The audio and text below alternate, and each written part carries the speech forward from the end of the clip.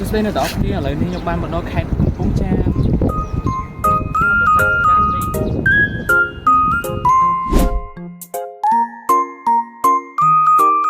តនេជិះម៉ូតូពីភ្នំពេញទៅកំពង់ចាមលេងជាមួយនឹងសំណប់ប៉ែតពីអ្នកអាហារពេលព្រឹករបស់ខ្ញុំមាននំប៉័ងជាមួយនឹងទឹកដោះគោ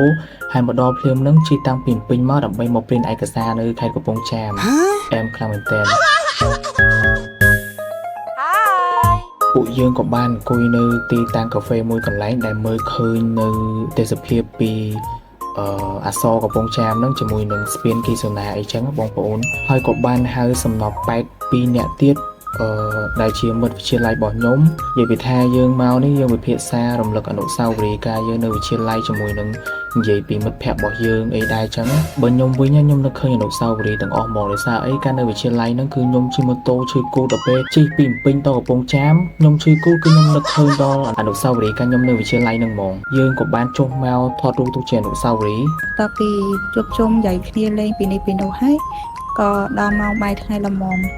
ចឹងខ្ញុំទាំង3នាក់ហ្នឹងក៏បានបងឲ្យភ័ក្រដែលគាត់នៅហ្នឹងជូនទៅហោឡើងអីញ៉ាំឆ្ងាញ់ដោយសារតែអត់សូវបានទៅចឹងអត់សូវដឹងឡើងណាឆ្ងាញ់ចឹងគាត់ក៏បានជូនទៅញ៉ាំនៅផ្សាររាត្រីបន្ទាប់មក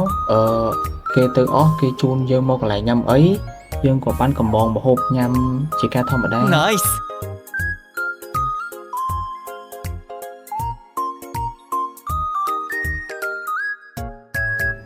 បាយឆាគ្រឿងសមុទ្របាយលុកលាក់សាច់អីគេឆេសាច់គោ